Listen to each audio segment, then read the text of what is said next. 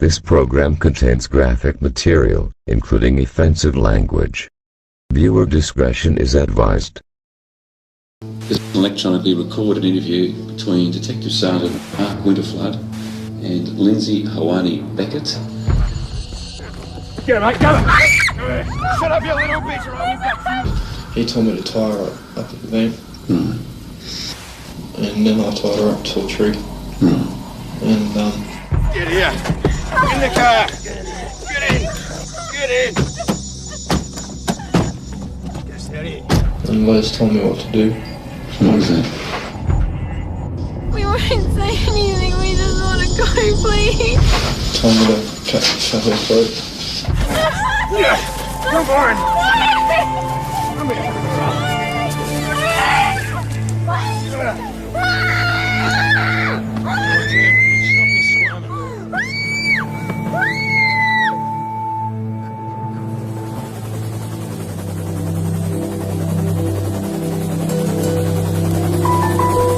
The spectacular Sapphire Coast in the far south of New South Wales.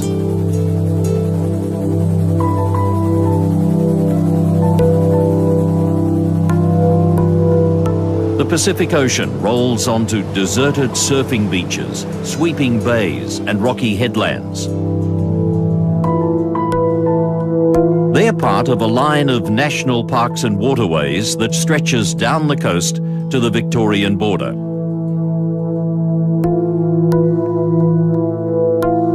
Behind them are rich pastures below forest-clad foothills and mountains. The northern gateway to this natural paradise is the town of Bega, some 430 kilometres from Sydney, and famous for its dairy industry and especially its cheese. It's also known for its peace and quiet, a safe place for children to grow up far from the dangers of the big cities. It's the New South Wales Labor Day long weekend 1997, in the October school holidays. A group of local high school students is taking part in a weekend campout in bushland near their homes in the village of Callaroo, south of the town. Among them are Nicole Collins, aged 16, and her friend Lauren Barry, who's about to have her 15th birthday.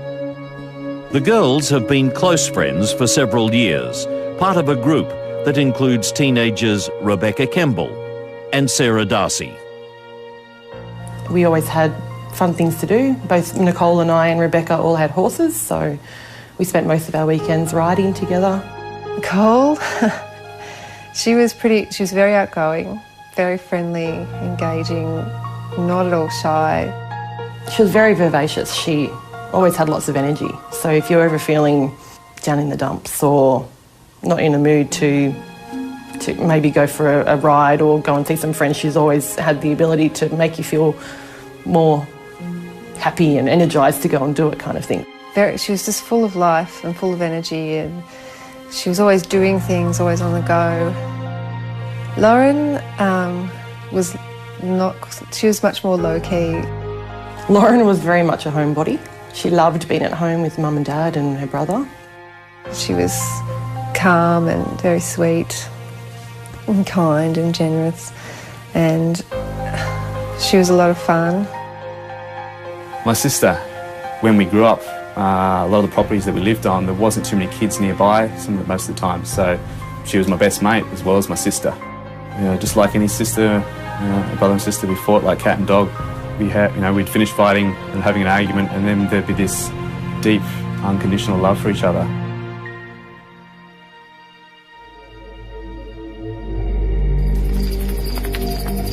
Hey, so how's horse riding on the weekend?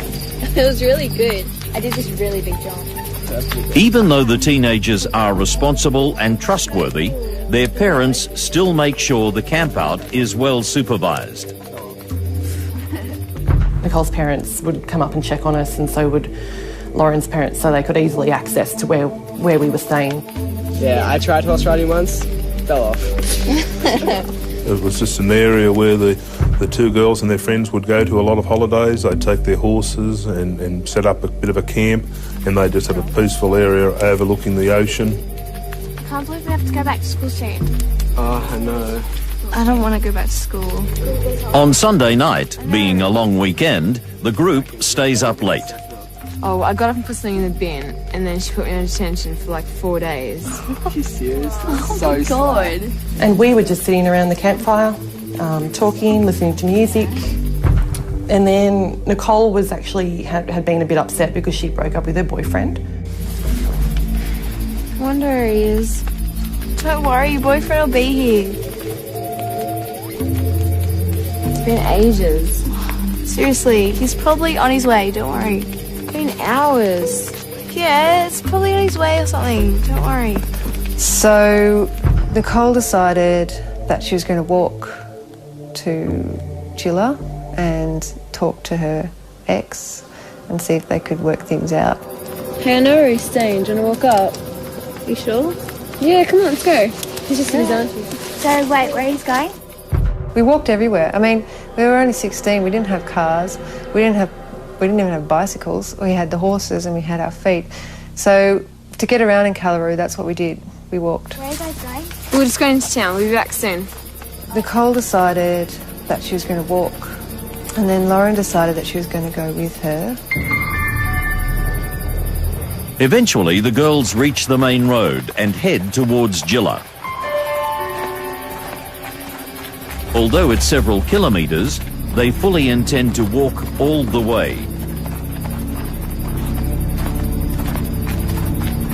Young teenagers that grow up here, it's a very carefree place. There's a high level of trust. There are no great risks. But people have got to understand it's not a busy suburb in Sydney. It is, in fact, a very remote area. They were actually only a short distance from their home. They were camping, their parents knew where they were, and they were going to another friend's place for a small party. It was easy walking distance. They knew the way well. I came back at about 10:10, I think it was, in the evening, and the girls weren't at camp.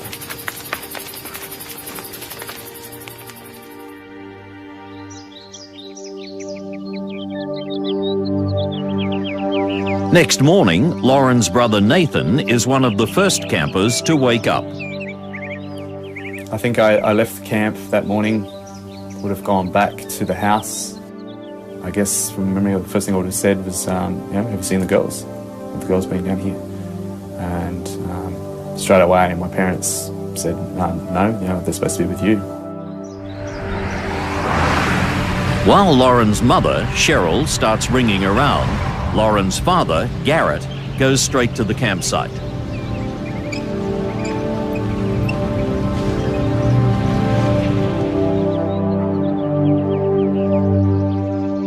He said, where's Lauren? And I said, oh, she and Nicole have walked out to Gilla. I said, they're probably at Nicole's house.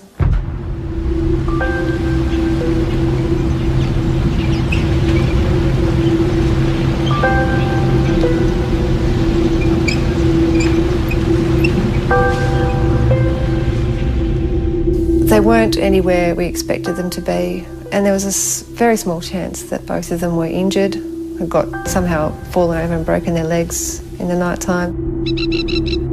Nicole's father, Graham, drives out past the campsite towards the ocean, where he searches along the cliff tops.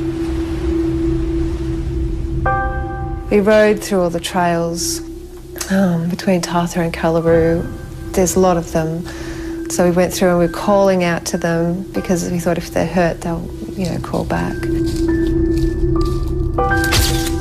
By midday, with no sign of the girls, the families decide it's time to call the police. Shut up! They can't know that the girls have already undergone a long and terrible ordeal and are far, far away. Stop your sniveling!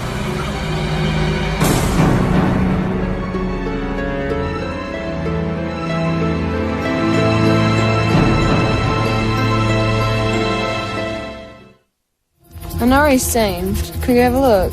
Are you sure? Yeah, come on. Hey, where are you going? We're going to town. See you later. Oh, bye. Teenagers Lauren Barry and Nicole Collins have walked away from a campsite on Sunday night on the October long weekend in 1997. On the Monday morning, while the first frantic searches are taking place, a council worker is driving along the highway not far from the turnoff to the girls' campsite. He sees a large pink-coloured television set abandoned on the side of the road, and he loads it onto his truck. It'll be several weeks before police recognise it as the vital clue they need to break the case. Meanwhile, Bega detectives quickly establish the girls are not simply runaways. When you met their parents and sort of talked through the type of children they would maintain constant contact, almost for no reason, in the middle of parties. The families were adamant that their girls hadn't run away, that's not in their makeup, they've never done it before. The girls, aged 15 and 16, disappeared from a campsite near Bega after telling friends they were going for a walk.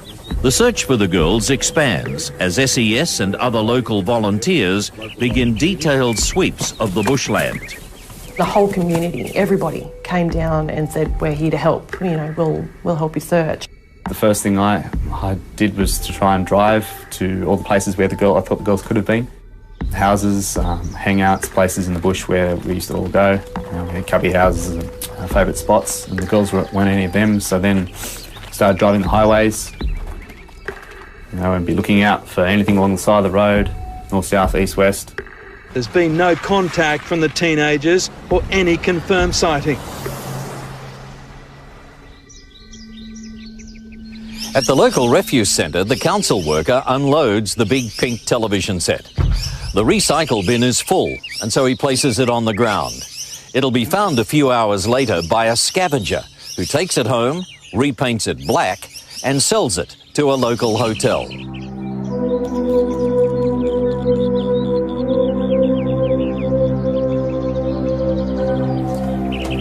The main search parties are now joined by mounted police and the dog squad.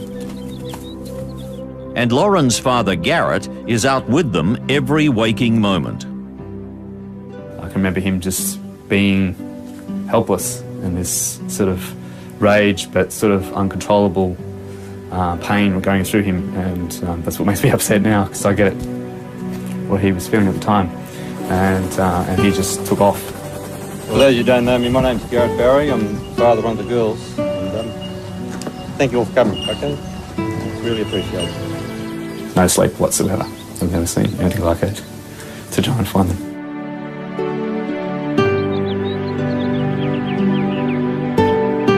While the searches are going on, a local resident finds some abandoned clothes on a dirt road not far from the camp.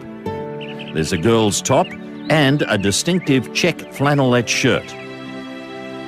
They're soon recognised as Lauren Barry's, and the police return them to her mother.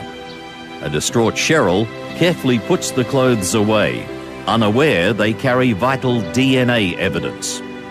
We didn't put two and two together at that time because, as I say, the girls were just missing at that stage. It was just the first day that they'd been missing. By Wednesday, Detective Shane Box is sure that the girls have not run away. Checks have revealed they haven't accessed their bank accounts or taken any personal items from home. I briefed my senior officers in Wollongong, at Region and at Bateman's Bay, and just said, listen, there's more to it than this. Something's not right here. And as a result, the task force investigation commenced, and we went from there. The media is now running with the story, and the families make an emotional plea for help. They're enduring almost unbelievable suffering. Two sets of parents tortured by the disappearance of their teenage daughters, pleading for help. The pain I'm going through and not knowing where she is unbelievable. She was having fun and she just said, see you tomorrow. At 10:30 we were going to pick them up. She wasn't.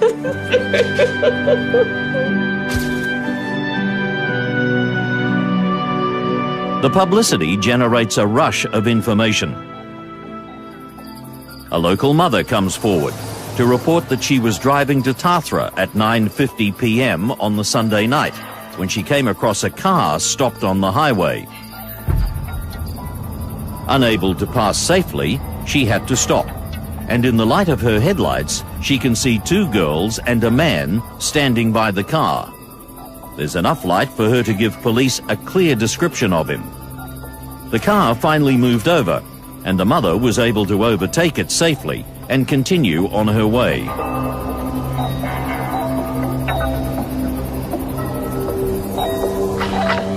Another witness comes forward to say he saw a pink TV set abandoned on the roadside. It's just one of hundreds of small pieces of information offered by deeply concerned locals. It was all people talked about. You know, you walk down the street and everybody seemed to know them, or their parents, or their siblings, or, you know, their kids went to school with them, or, you know, it was just what everybody talked about. I recall that turning up to the families' homes, there were people leaving the homes after dropping off some food for them. They were there to offer them support. Hanging in there. In the 9 days since their daughter's disappearance, they've only had hope to cling to. Just every day, you know, we would have big groups of people at our house. Mum would make heaps of food for everyone, and we would all talk about what's happened so far and what we're going to do next. A few days into it, we'd searched all the areas we could. We had to scale back the search. We expanded it to many kilometres, kilometre radius of the campsite. But then we had to make a decision to scale back the search, and we did. Most of the team returned to their stations, be it Nowra, Wollongong and other places. And it left, I think, 4 detectives here to investigate it.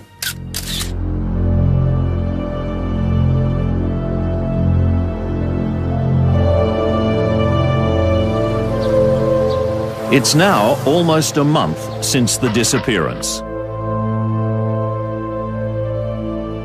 But just as the task force investigation is wound down, new information suddenly surfaces about a pair of violent career criminals, Leslie Camilleri and Lindsay Beckett. And it was just information from the police at Yass that you should look at these two blokes. They're into the badness, they're into sexual assaults, and they may fit the criteria. Lindsay Hoani Beckett is a New Zealander with a low intelligence who at age 24 has multiple convictions for robbery and assault.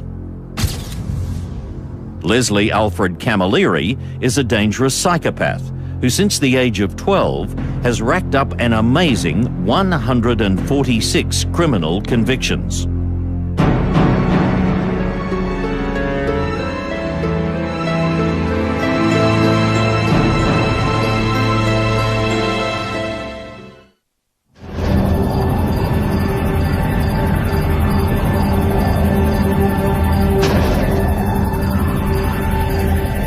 Police in Bega, trying to solve the mystery of missing teenagers Lauren Barry and Nicole Collins, are told about two violent career criminals, Leslie Camilleri and Lindsay Beckett.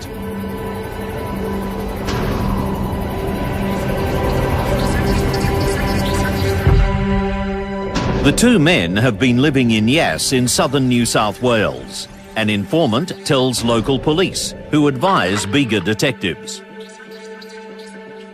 The informant had noticed something in the newspaper, was aware of an article in the newspaper about the two missing schoolgirls. And there'd been a conversation between Beckett and Camilleri to the effect that I bet the police try and blame this on us. And they'd arced up about it quite badly. And that seemed odd to this informant, who also knew that Beckett and Camilleri were in Bega. They check the background of the two and find Camilleri has recently faced court on 6 counts of violent rape of an 11-year-old child, but was freed after his trial was aborted on a legal technicality. He and Beckett are also under investigation for the abduction and multiple rape of a 19-year-old woman. The detectives then get a call from Canberra police, with the news they've arrested Beckett after chasing a stolen car. And in the vehicle that he was driving was some blood-stained clothing in the boot. Let's go and introduce ourselves. Let's have a look at this clothing. Who knows, it could be the girl's clothing or something we can identify. Detective Winterflood drives to Canberra with Detective Stuart Gray. On the way, Gray's preparing for the Beckett interview by reading through various witness statements. He rereads the witness report of an abandoned pink TV set having been seen on the highway at the place where the girls disappeared. He starts to wonder if it's connected to the mystery, and he comes up with an intriguing theory. So I was travelling with this detective and he said, you know, it would make sense if you had a pink TV or a large TV in the car, that to get two girls in, you'd put a TV out and you'd put it beside the road. And I remember thinking, well, listen, that's just, you know, that's neither here nor there. It's really a bit of a nothing. So I sort of didn't give it a lot of credence. As I explained to you earlier today, when they interview Beckett, they find him arrogant and deliberately nonchalant. And towards the end of the interview, I put to him, and did you have a pink TV in your car? Well, the feet, you know, snapped down and he sat up, and obviously I'd hit a sore point with him. He didn't tell us much about it, but we just registered there's something about this television that's important. Beckett then admits to having a television set in the car in Bega, but he says he can't remember what happened to it. But I wish to speak to you further about it. So we started to work on the theory that maybe the TV was put out to put people in. So we thanked him for his time and we left. And we went from there to Yass to try and meet the informant. In Yass, the detectives discover that Camilleri and Beckett had actually stolen a pink TV set from the informant. And the main relevance of that television, he'd actually put Beckett and Camilleri at that scene. Oh, mate, in the back seat. Grab the TV, dumb on the ground. Go, go. Shut up, you bitches. Oh, what's that, you? Now, at this point in time, not only is Beckett still in custody in the ACT, but Camilleri had been arrested for some other unrelated matters and was in custody in Goulburn. Les Camilleri is interviewed in Goulburn jail, but as soon as the subject of the pink TV set is raised, he refuses to answer any more questions. Camilleri returns to his prison cell, where he's later reported to be in a distressed state, crying and banging his head against a wall. So we were in a situation where we knew that both of them were in custody, couldn't speak to each other, and this was a golden opportunity to work on their ability not to contact each other and their loyalty. The detectives then subject Beckett to a second interview, where they tell him they can now link him to the girl's disappearance. And I also had on the interview table in front of him photographs of the two girls, which I'd opened up, and they were large sort of A4 facial photographs of the girls from high school. And he instantly turned them over, and I knew I'd sort of hit a raw spot. Beckett asks to take a break, and while smoking outside, he suddenly bursts into tears and blurts out to his guards, "They've got us."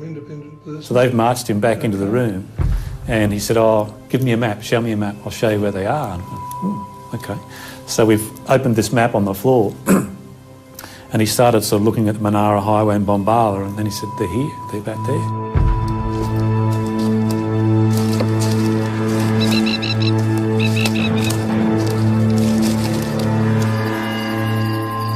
Beckett then gives a long and detailed confession, beginning with how he and Camilleri inject each other with illegal drugs as they drive from Bega to Tathra.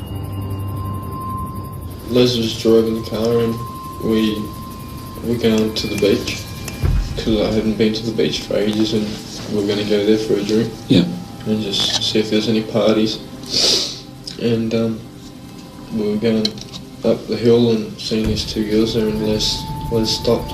Hey mate, here, what have we got here? Hey girls! Just asked them if they wanted a lift. And they said, oh yeah, all right. And then we said we're going to the beach, and I asked them if they wanted to come, and they said yeah.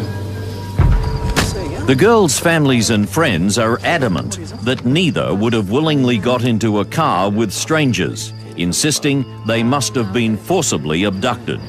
You want to lift? We'll give you a lift home. No, I'll just walk. There was certainly no signs of violence going on, and it appeared that the girls were actually talking to the vehicle occupants, and one of them was actually out of the car, according to the witness. So at that point, although maybe not a normal or believed action of the girls, certainly on this occasion I think that account is correct. They wouldn't have gotten in the car with, especially a car that looked like the way it did. It was all banged up and dodgy looking. These two were off their faces on drugs. And Nicole and I were both, oh God, you know, we'll never get in a car with strangers. And she said to me, oh, just never do that. No, I'd never hitchhike, I'd never do anything. You know, Dad would kill me. I'm still to this day convinced that they never hopped in the car voluntarily. They were either coerced into the car, or through their mannerisms of Camilleri and Beckett, they were frightened and hopped in the vehicle. Beckett's version of events, he was accurate and truthful about a lot of other detail. I didn't see him gaining anything by saying they didn't get in voluntarily. Well, I think he lied about it to try and make it sound as though... Party on the beach? No, we can't. Just go, you know, to make it sound less harsh on themselves. No. Shut up, you little bitch! Mate, I got get the TV out of the back seat, mate. Dumb on the ground. Go! Shut up! Hey, you with me? Shut up! With me? Get here. In the car. Get in. Shut up. Stay.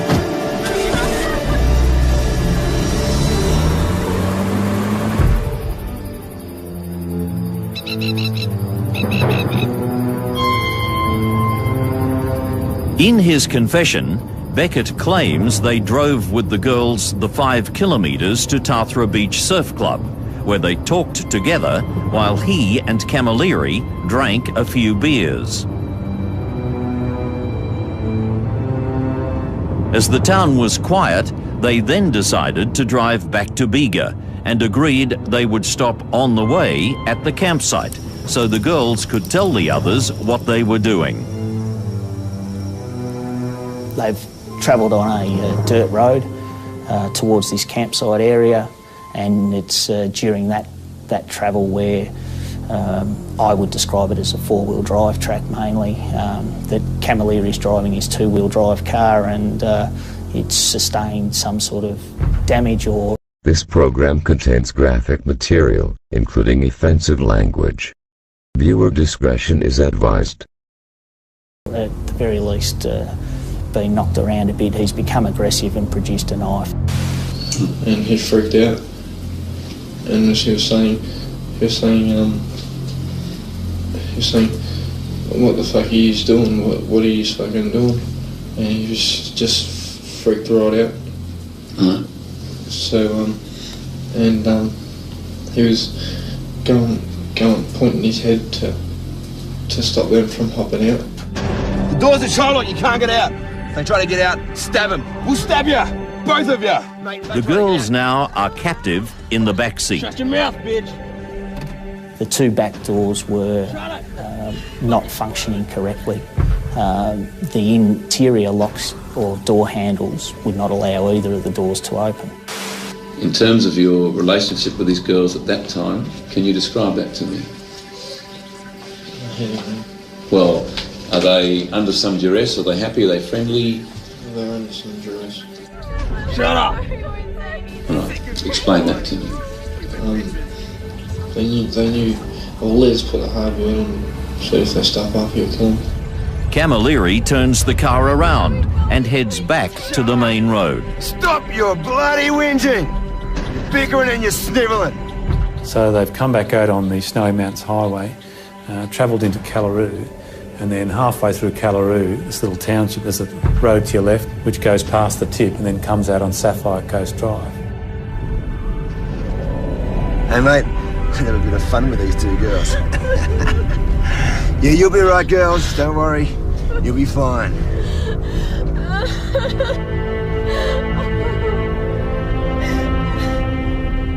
Go along there. Yes, do you mind if we have sex with you? And they said no. And so then we kept going. Kept driving. So they've driven them out along there, and about halfway between there and the next road, they've stopped and they've raped one of them each.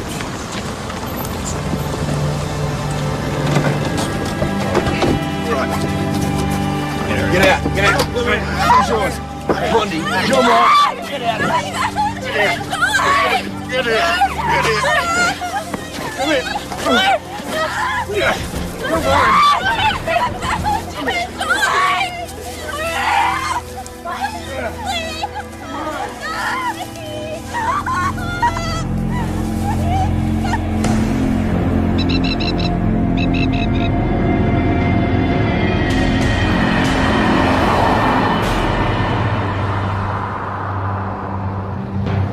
The men then head for the Prince's Highway and drive south with their captives towards Eden. Throughout the night ahead, they'll maintain their drug highs with booster injections. Camilleri continues to sexually assault them in the back seat. And they were travelling down there, and as a result of Camilleri's want to rape one of the other girls, I guess I'll use the term swap girls, they pulled into the side of a road at the Ben Boyd National Park, just north of Eden, where again both girls were raped by each offender.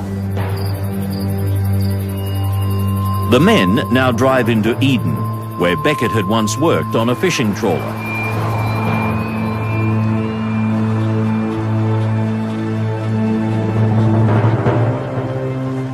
They went down to the wharf and had a look to see whether the boat that he once worked on was there.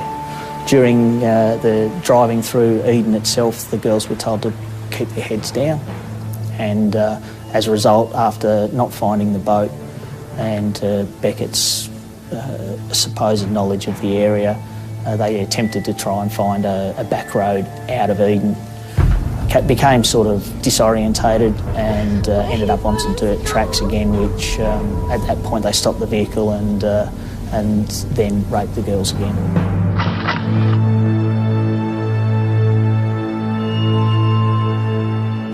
As Beckett continues his gruesome story, it's clear that the long night of terror for Lauren and Nicole is far from over. Camilleri continues to rape Lauren Barry on the back seat. Beckett describes how he drives further south towards the Victorian border. The detectives have little doubt that the girls must have had a strong suspicion of the awful destiny awaiting them.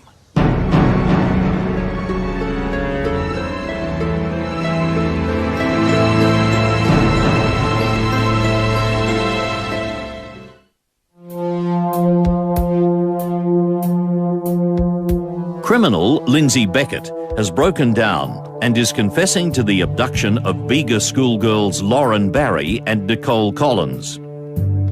Shut up! He tells detectives how he and his associate Leslie Camilleri drove south towards the Victorian border while subjecting their captives to repeated rapes and sexual assaults. As they drive, the men inject each other with more doses of amphetamine before eventually falling asleep.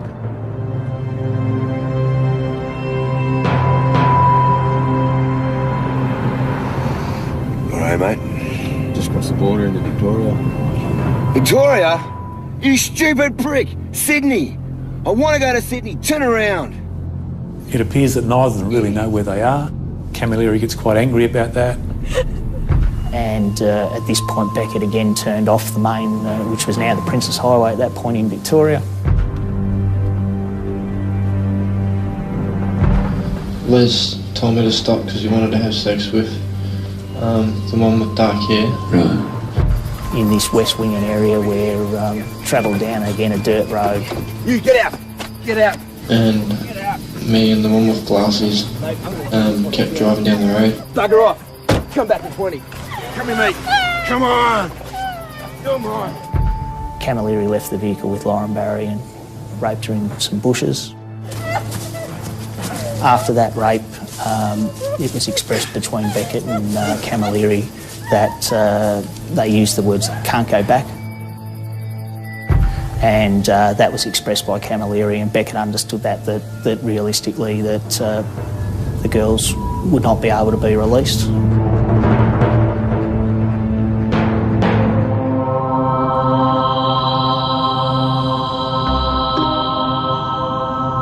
As dawn breaks, they're still driving south along the Princes Highway.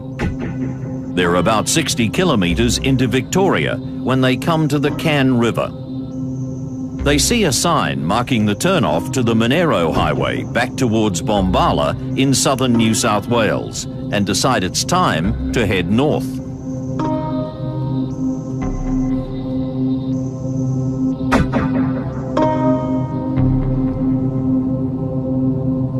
After about 40 kilometres, they come to a place called Fiddler's Green Creek. Beckett then spots a small sidetrack into the bush. He said to Camilleri, "What about this?" And Camilleri has said, "Well, let's have a look," and they've travelled up there.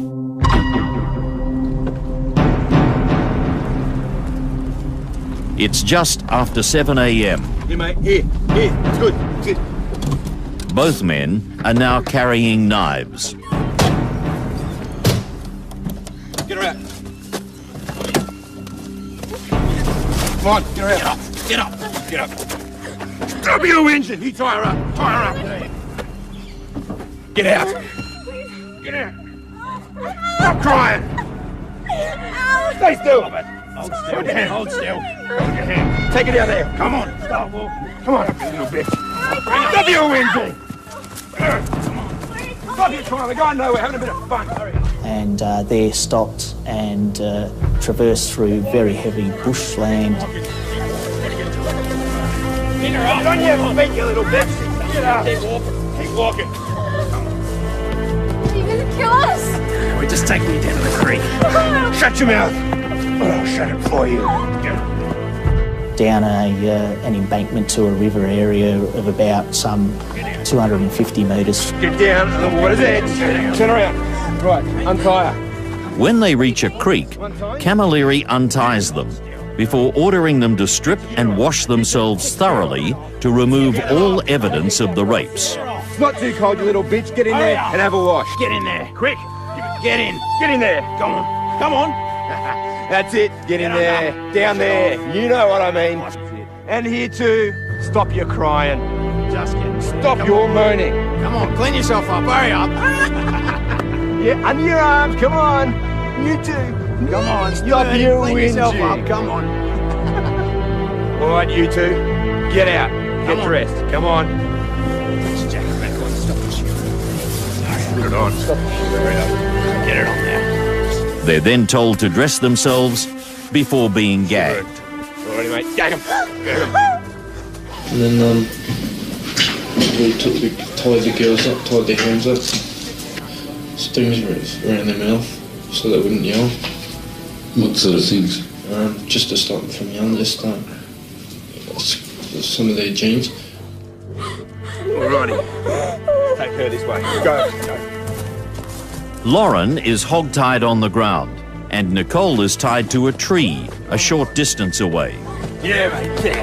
He told me to tie her up at the van. And then I tied her up to a tree. And Les told me what to do. Mate, you gotta kill him. Nah, no, I don't want to kill him. You don't understand. You gotta kill him. You can take care of him. You don't kill him, I'll kill you. You got it? Kill him. Yeah, he said drag her over to the water and drown her.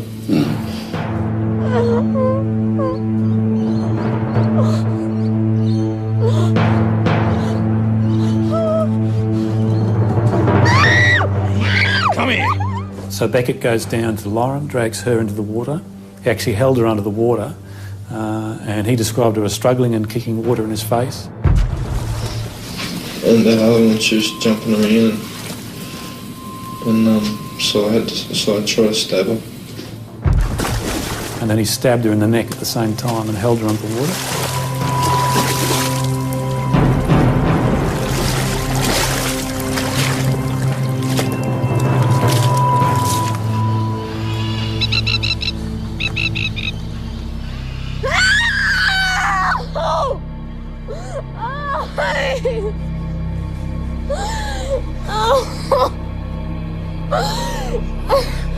He then goes back to Nicole and attacks her.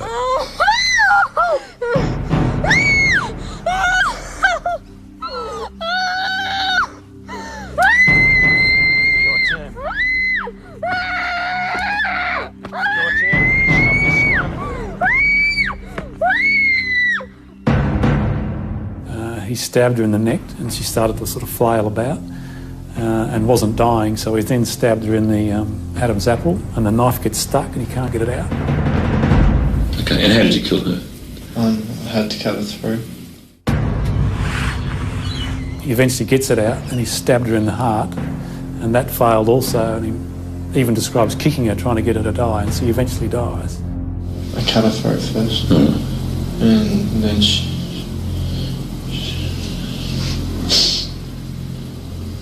and then I stabbed her. Okay. No one chooses how to die, but their deaths were just horrific in every respect. Not only do they have to see Lauren dying, she has to, it's just a terrible death. In relation to the blood that was on your clothing, can you just show me where the blood was on your clothing approximately? It was on my sleeves, me pants, there's bits of it on my face, on me football jumper. He then retrieves the bloody ropes used to tie her to the tree and returns to the car where Camilleri is waiting. You did it. I did it. You killed him. It's done. Good. Let's go. Beckett says that after the murder, he fell asleep as Camilleri drove back into New South Wales, heading for their homes in Yass. They stop in Canberra on the way to burn their clothes and the ropes, and to throw their knives into Lake Burley Griffin. The long confession over, Beckett is then driven south and Victorian police are alerted. He is driven over the border and to the Fiddler's Green Creek, where he leads the detectives to the girls' bodies. And do you agree that we walked together through the bush and just across the creek and slightly upstream we came to an area where there's a large tree fallen across the river? Yeah. And beneath the root section of that tree in a portion of water was what appeared to be the remains of a deceased person. Yes. All right. And are you able to tell me now if that was the remains of the girl with the dark hair? Yes. Shane Box is among the police on hand to witness the tragic sight before returning immediately to Bega. He's become very close to the families since the girls disappeared, and he cries as he gives them the terrible news. It's probably the most difficult task a police officer could do would be to look the families of two young girls in the eyes and tell them that their girls were murdered, and that was the last they would ever see of them. And it was also especially hard for me as a father of two girls to be able to do that particular task. My father pulled me aside and he said that they had found Lauren and Nicole's bodies, and I can't remember. My body's done a pretty good job of blocking out those emotions and feelings and thoughts at the time, but I was in a bit of shock, I guess, and that shock stayed with me for many years. They came in their thousands to grieve, filling a small park. The town itself shut down as hearts opened and emotions overflowed. Nicole and Lauren were my best friends I've ever had, and now that they've been taken away from me.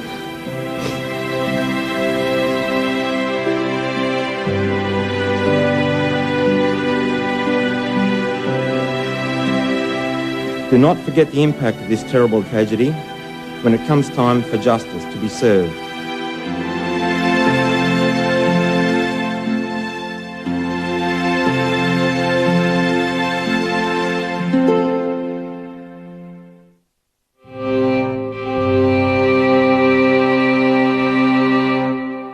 The New South Wales detectives hand all the evidence to the Victorian police, who take carriage of the case under the direction of Detective Russell Sheether, who prepares the charges of murder.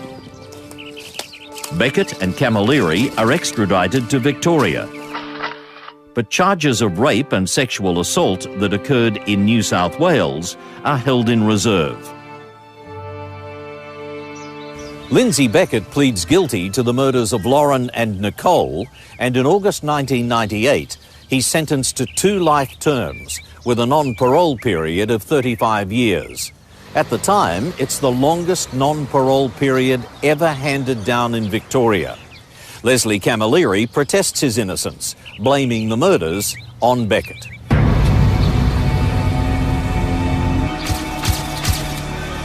His trial gets underway in February 1999 and lasts 10 weeks, during which more than 180 witnesses are called. Apart from Beckett's testimony, the most damning evidence is a match to Camilleri's DNA in semen on Lauren's clothes found by the roadside at Bega. It puts Camilleri not only at the scene but being involved in sexual activity of which he'd continued and during court continued to deny. There's also shocking testimony from a 19-year-old woman who was raped for hours by Camilleri and Beckett just days before they went to Bega. The star witness is Lindsay Beckett, and he lays bare all the repugnant detail of Lauren and Nicole's ordeal, detail which had previously been kept from their families. Yeah, under your arms. Of how the girls were made to do all sorts of horrible things, and then, you know, obviously, as you're hearing what your sister was made to do, and how she was raped and how she was tortured, those thoughts and images start coming up in your mind. Shut up! I am sick of you whining, you stupid bitches. And that obviously affects the body, and you get quite upset and angry and aggressive and lose control. The long wait for the verdict is also distressing. That was an extremely tense couple of days because the jury took, I think it was nearly 48 hours to give us a result. Leslie Camilleri yawned repeatedly as he was branded a murderer by the jury. When we heard he was guilty, I can remember my parents and Nicole's parents yelling, screaming yes and yelling for joy that which is hard to get some joy, but from all the stress and pressure we put through, it was a positive in a bad situation. It was a ray of light, I guess, that someone was going to be held responsible for the girls' murders. Guilty. They were the best words I'd heard in this long trial. Now maybe our girls can rest in peace, and we'd really like to thank the jury. They got it right. It was the culmination of at that point, nearly 2 years of investigation and court processes. The trial judge, Mr. Justice Vincent, made a dramatic statement at Camilleri's sentencing, which is still remembered years later by the homicide detectives who worked on the case. You gotta kill him. He said, however, I consider that my duty is clear. You are sentenced to imprisonment for life on each count without the possibility of release on parole. Through your actions, you have forfeited your right to walk among us again. The case led to significant reforms because it exposed serious flaws in the bail and detention laws. Both killers had extensive criminal records, and yet they'd been released on bail just before the murders. 2 years later, Camilleri's appeal is dismissed, and he's refused permission to appeal to the High Court. The police receive high praise for their work in tracking down and successfully prosecuting the killers, especially from the people of Bega. People were coming to the front counter just to thank us and sort of give their best wishes, you know. Without the assistance, I believe, of both organisations, or all organisations, which is the New South Wales Police Force, Victoria Police, and also the Australian Federal Police from the ACT, this matter would not have been solved. Being involved with the team that I met in Victoria and the exceptional way that they dealt with all of the evidence and you know, in some respect, did a more thorough job than I felt I could have done. The police were amazing, especially Shane Box. They were there. They did everything they possibly could to comfort us, and but also sticking with their job at hand, which they have to do. Life in the Bega district returns to normal. It had a big effect on the children in the school and also the teachers, but particularly badly affected were the Year 12 students who had, of course, finished up their formal schooling. They've changed people's lives forever. Everybody else who's left behind, everything's changed for them, you know. They have to live with this pain and the heartache for the rest of their life. Girls, huh? Hey, girls. Come here. Nothing, there's no excuse. Doesn't matter how you're brought up. Have love or hatred or whatever, it's an individual choice. And doesn't matter how badly treated you are. I think these two were naturally born bad seeds. They were psychopaths. They got pleasure out of harming others. And they don't belong in our society. This program contains graphic material, including offensive language. Viewer discretion is advised.